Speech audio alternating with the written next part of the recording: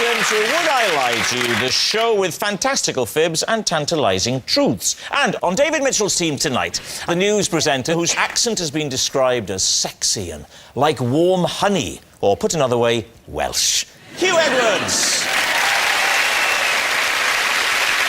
And the star of the Sarah Millican television programme, I'll keep you in suspense no longer, it's Sarah Millican.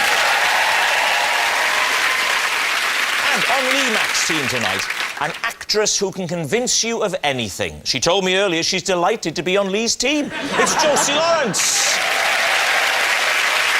And a comedian, actor and former professional footballer who used to play with the likes of Beckham, Lineker and Shearer. And if Bert Beckham, Arthur Lineker and Frank Shearer are watching, he says hi. It's Bradley Walsh. So, we begin with round one, Home Truths, where our panellists read out a statement from the card in front of them. To make things harder, they've never seen the card before, so they've no idea what they'll be faced with. It's up to the opposing team to sort the fact from the fiction, and Sarah is first up. Sarah.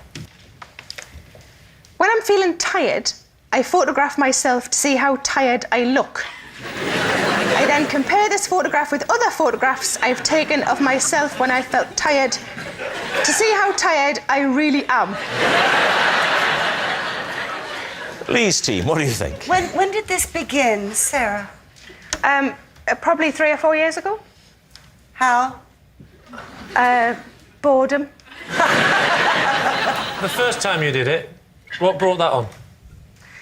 I think I was just taking photos of things in the flat and then thought I'd take a photo of myself. And when you say tired, do you feel like your eyes are just a little bit tired? Well, it depends. It can depend. Sometimes I'm a little bit tired, sometimes I'm really, really tired. If you're wearing glasses and taking photographs, of course, that will disguise the tiredness in your eyes. Do you want me to take them off now? Or? Yes. Yes, please Okay. do, yeah. Just do a pretend she looks one very for tired. us, Sarah. That's it. That's To be fair, she looks absolutely knackered. You do look. Do that face again.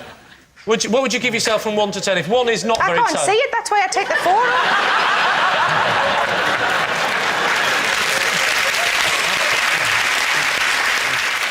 When you look at these pictures, how do they make you feel? Well, sometimes if I think I'm really tired and I take a photo of myself and then I compare it with another much earlier tired one that seems to be more tired, then I feel better. Do you ever do whilst you're asleep? Do you ever go... and not realise you've done it? No, I eat a lot in the night, but I've never taken a photo. Not as you're sleeping, though, Sarah, surely. No, but You're not shoveling it in from the bedside table as you sleep. No, but I do wake up in the morning with less biscuits than I thought I had. So what are you going to say, Lee? Is this the truth, or has she made it up? I think it's true, but... Josie thinks it's true. I think she's lying, and I think it's a lie because I don't think Sarah's A, that ridiculous, or B, that vain. Well, we're in trouble if it's true, then, aren't we? So, Lee, what are you going to say? I'll go with Josie, say it's true. You're going to say it's true? Right. Sarah, was it the truth or was it a lie? It was true. Ah. Very good. Well played. Yeah. And the exciting thing is, not only is it true, we have the evidence. Take a look at this. Now, Sarah, how do you rate that one? That's a good 7 out of 10. You know, that's been a hell of a day, hasn't it? Yeah. All right, let's go on now to snap number 2. Now, that's different, because that's happy tired. Can you see? That's Can you see happy that it's tired? happy tired? Yeah. Let's have a look at number 3. Were you on a drip there? Were you being kept alive in that one? That is the worst one. I couldn't even be bothered to hide my bra strap.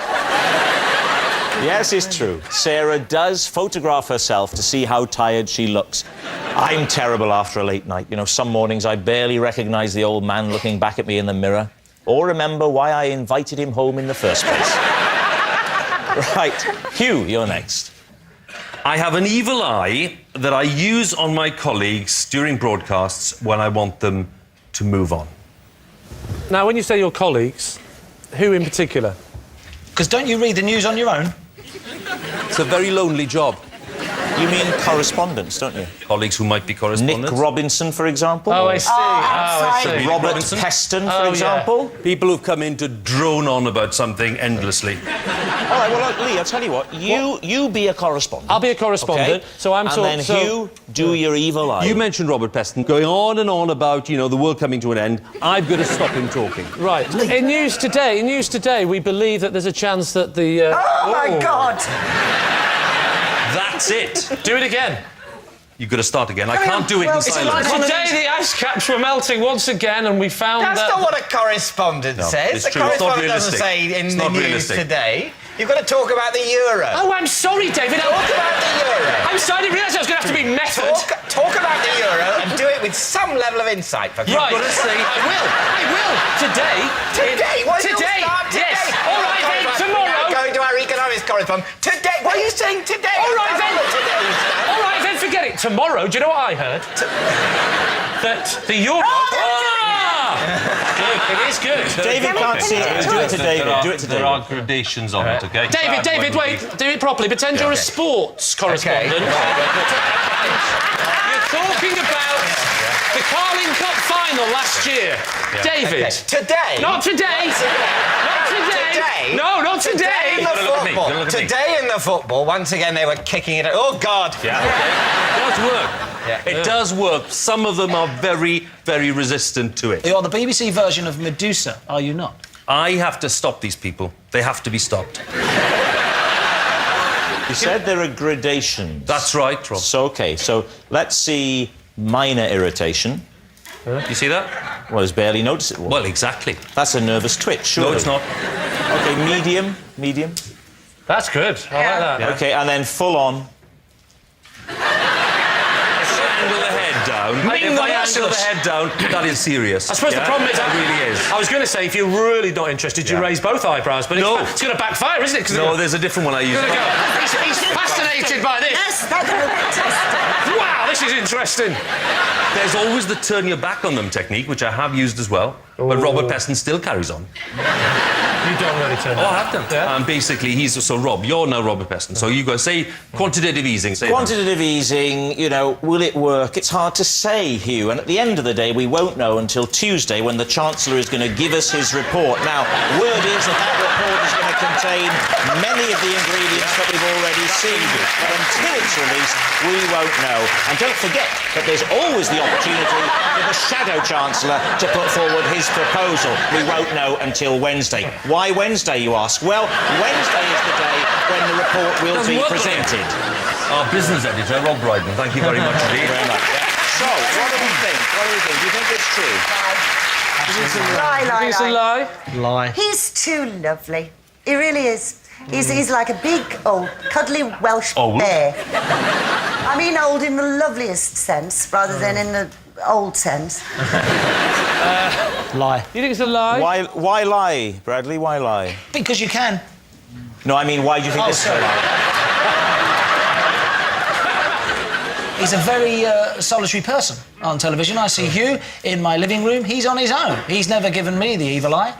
So, truth or lie? Lie. OK, my team say lie. You say it's a lie. Hugh, was it the truth or was it a lie? You should know that I am programmed by the BBC to tell the truth.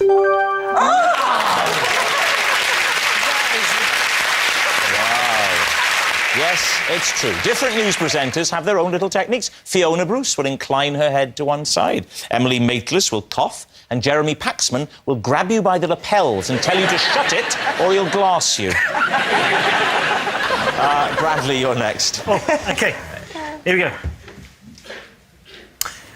Whilst fulfilling a lifelong dream of swimming with dolphins, I had to punch one of them on the nose because I firmly believed it was trying to remove my trunks. David. Where and when? Florida. When? 2005. 2005. Yes. What was this dolphin doing? You're swimming along. I've never swum with dolphins. He's getting off on this. No. I've never swum. Yeah, I want it as arousing as possible. A blow by blow, if it came to that. A of what this particular saucy bottlenose did around your trunks. OK,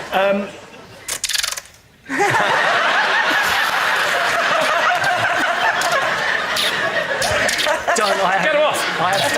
Get him off! Please stop, because I have nightmares about it. I'm giving you flashbacks. I have flashbacks.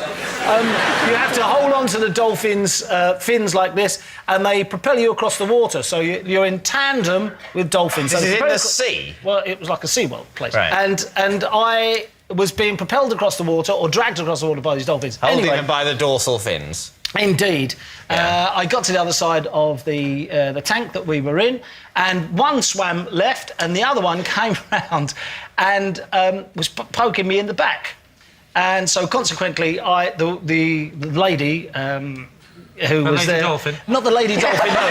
You know the instructor lady? She said, just shoo him away. So I went, shoo. And it wouldn't go. And all of a sudden, it actually ran its nose down the back, down like I've got a crevice in my spine, right the way down, and my trunks started to go south. When you at which say point, you've got a crevice in your spine, you're not getting mixed up with the bottom, are you? as I turned round, I went like that and caught the dolphin right on the nose, and it startled the dolphin, and the dolphin swam off. You've been back to SeaWorld then in the meantime? Yes, I've been back, yeah. And swimming with dolphins again? After that rousing experience? I went with a charity. What had And then- happened to you? Did you have an illness? No, I didn't. I So what are you thinking, David? Which way are you leaning? It's pervy and a bit creepy, isn't it? But it's perfectly believable. Never mind the other two on your It's team. What do you perfectly think? believable. It's perfectly believable. I didn't believe it at all to start with, and now I believe it a bit. But it is disgusting. It's sort of... It's not disgusting. I think he seems quite ashamed of it, which makes me think it might be true. He's a good-looking fella. I can see, what they were thinking. We think it's true. The team agree. are in agreement. OK. Bradley Walsh, were you telling us the truth or was it a lie? Rob Brydon, it is a total lie.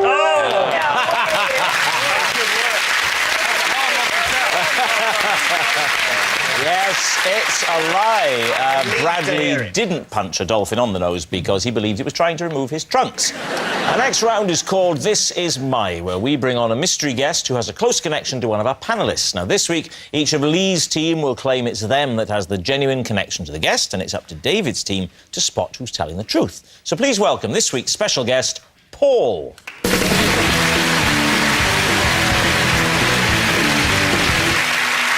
Right, Bradley, what is Paul to you? This is Paul, my school friend, who loved mashed potato so much that I used to steal it off teachers' plates for him. OK. Josie, how do you know Paul? This is Paul, and he taught me the carrot technique for giving up smoking. Finally, Lee, your relationship to Paul? This is my milkman, Paul. I came down one morning to find he'd left 88 pints of milk on my doorstep. So, there we are. Bradley's Mr. Potato Head, Josie's Carrot Counsellor, or Lee's mixed-up milkman. David, where'd you start? All right, mashed potato. Why did you see it as your role to obtain mashed potato for Paul?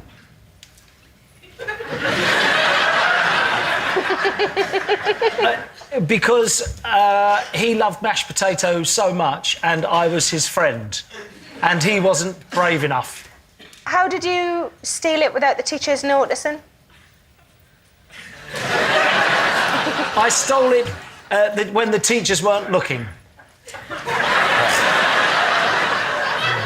How many teachers did you steal mashed potato from, and on how many separate occasions? Describe the scale and nature of the scam. 5 years I've had this. No, what happened was the teachers' dinners had mashed potato on them. Were the pupils allowed no mashed potato? Was mashed potato the luxury item available only to teachers? No, not necessarily. Not necessarily. No, not On some days. Yeah, some days we would have mashed potato. I had a very privileged upbringing where mashed potato was available to teachers and pupils alike. Not a day goes by when I don't give thanks for that. Some days we had no mashed potato. Paul? Paul? Yeah.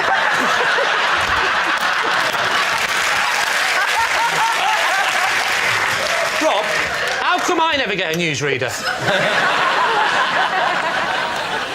We would have lunch in the dining area.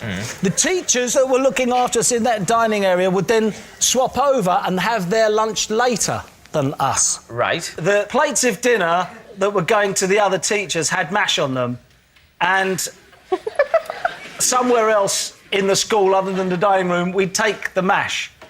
Right. Just sum up for us how you got the mashed potato off the teacher's plate and onto Paul's plate.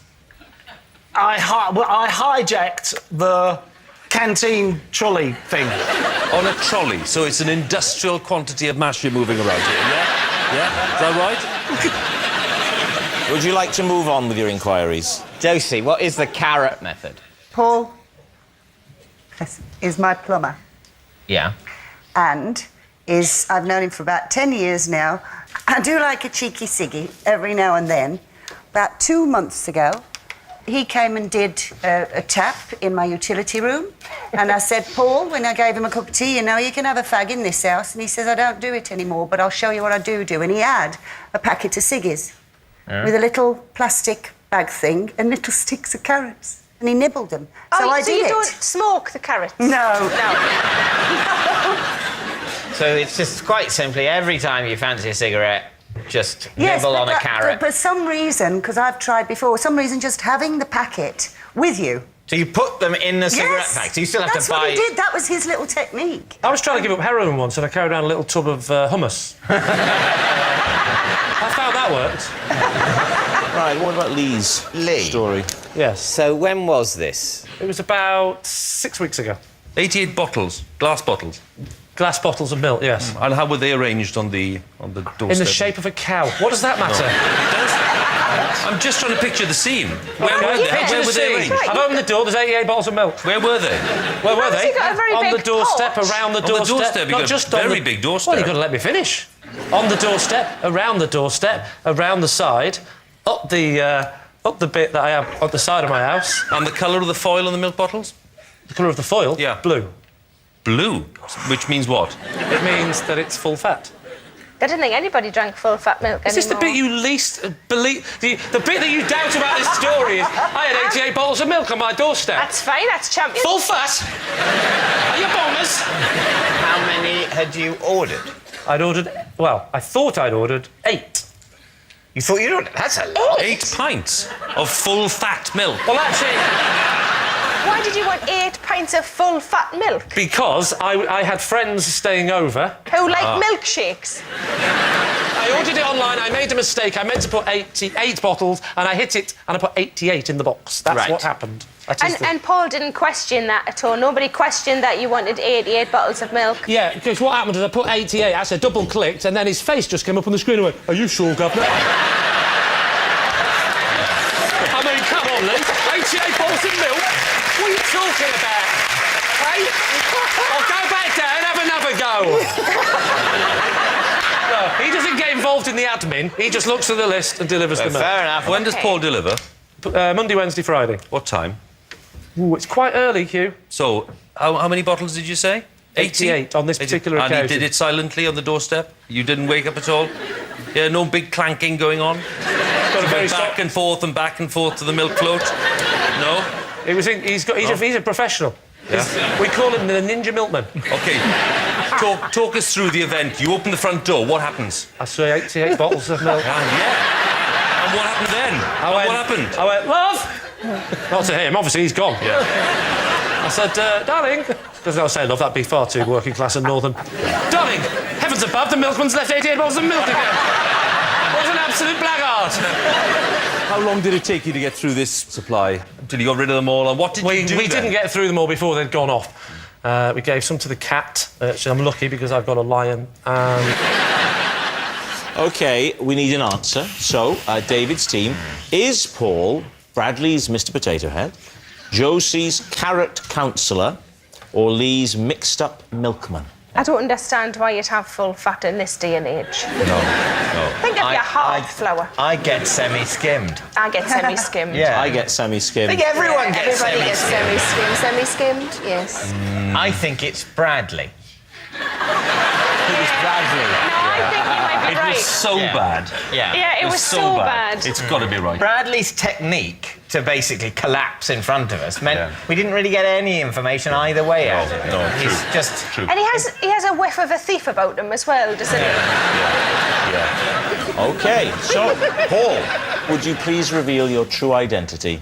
I am Paul, and Bradley used to steal potatoes for me.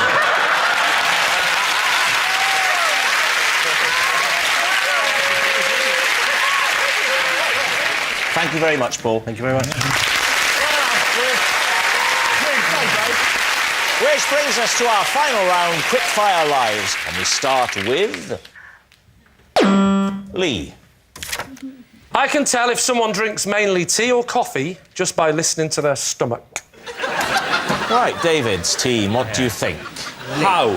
How? Well, there's a certain rumble to your coffee drinker. Oh, come on. It is the slightest thing that only someone with a sensitive ear like mine would Can you hear. reproduce the rumble yourself? What do you say? Can you reproduce the rumble yourself? Got him. The eyebrows got up.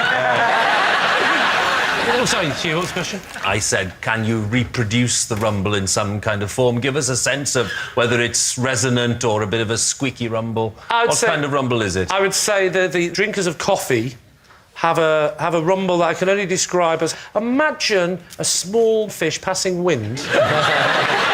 But you've got a stethoscope to the glass. Yeah. It's the mildest of rumbles, and as I say, only a trained ear would hear. And whereas the tea drinkers rumble? But hardly ever. Hardly ever. I mean, it's to do with the... Well, they rumble less, the tea drinkers. The tea drinkers are less of a rumble than the coffee drinkers. Because I'm a tea drinker and I rumble loads. Good job you don't drink coffee. You'd be all over the place. Really? But surely they're both the same amount of liquid, so I don't understand why it's Well, I'm different. glad you asked me that, sir. It's finally a sensible question. Yes. It's You're to welcome. do, apparently, with... It's not the actual... And I genuinely don't know what it is, but it's to do with something that's I in believe coffee. you. It's something that's in coffee that's not in tea. And it is in coffee. Right. It's my party trick. So I'll say, do you want tea or coffee? Then I'll go, in fact, don't tell me. And I'll get down on my knee. I'll lean in like that. And I'll go, I'm guessing coffee. Could you do that to Bradley or Josie and say which they prefer? Why don't I do it to you, David? Because I think that's what you want. Finally, some physical contact between us. Let's just get this out of the I'm way. desperate to get your ear on my bare skin. But no, do it to Josie. No, Josie. I want to do it to you. It's a will they, won't they panel game. And finally, it comes to this. I can do it to everybody. You're going to do us all? Bovril. OK. Breathe in.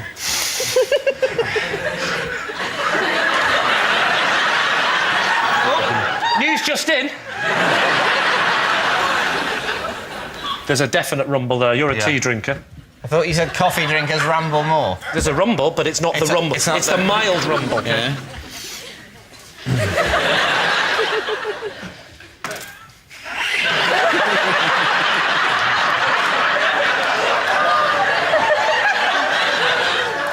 That was lovely. That was really lovely. Do you know what? I can't make my mind up. I'll have to check again.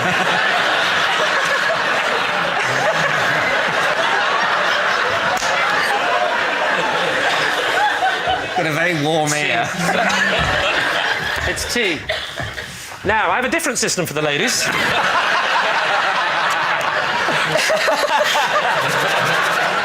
Do you mind if I... Not at all. Press my I'll ear lift to- them up so you can get in. You promised you'll keep them up till I'm away. No, I'm going to thump them on your Don't head. throw them on top. I do not want to be forced to the ground. I'm going to thump them on your head. Dunk. Yeah, so you're an interesting one because you've got a bit of both. So it's almost as if it's like you don't drink tea or coffee. I'm getting from you. OK. I'm getting you don't drink tea or coffee. I'm getting you drink tea. I'm getting you drink tea.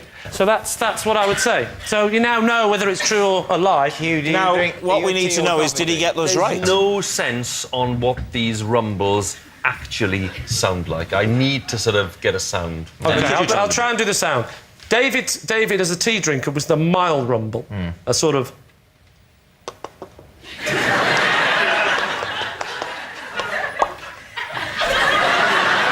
So, David, are you a tea drinker? Is he right? I am a tea drinker, but No way! How did I do it? Can you confirm to the audience that we've never met? I think Lee probably got it by listening to the rumbles of my stomach. Or he might have got it from my saying I'm a tea drinker several moments before. It's one or the other. So, could have been that. You never know with this kind of weird thing. What about you, Who? I'm not saying you, Who. What about you, Hugh? It's a very complex picture with me. Yeah. And, it's tea and coffee, but it it's mainly depends tea. on the time of day. It's mainly tea with you. Don't lie to me, Hugh. Have you had a coffee? No. Have you had tea this evening, though, Hugh? Or have you had coffee? What have you had? Be honest. I know I've it's had had tea. Well, there you are, you see. Okay, what about He knows Sarah? what he's doing. Brilliant. Even the audience are clapping now. I'm loving this. Yeah. Now, with me, you said it was neither one nor the other. No, I said you're not really a big tea or tea or coffee coffee drinker, but occasionally you'll have a tea. I drink a lot of tea. No, you don't. But to be fair, I've got a lot of underwear on as well, so that might have... It doesn't work with underwear. I didn't tell you, but it doesn't work with the underwear. You should have said I would have taken it off, look. Yeah, that was like... What about the noise of the coffee, then? The coffee rumble is a lot more like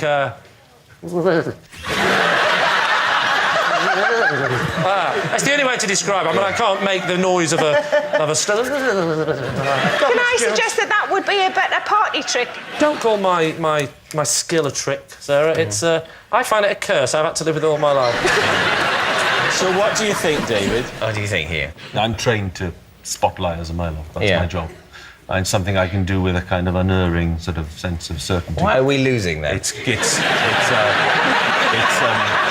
not working tonight. Right. On this one, I just think it's unlikely, isn't it? And however much fun it was to thwack one of my boobs on his head, I still think it's a lie. That was just one.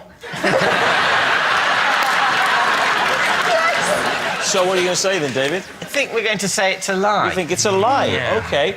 Lee, was that the truth, or were you lying? It is, in fact, true. No, it's not. It's a lie.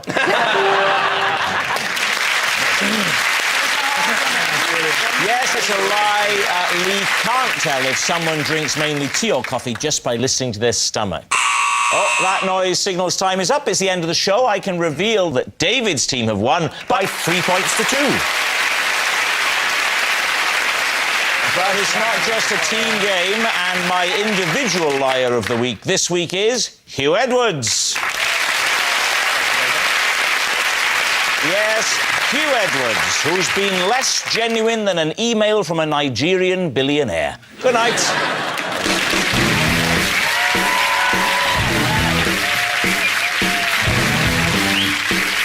Spock, you've got to get him out of there. William Shatner's in control of Have I Got News For You. Next, then Glasgow's Kevin Bridges joins Michael McIntyre in Glasgow.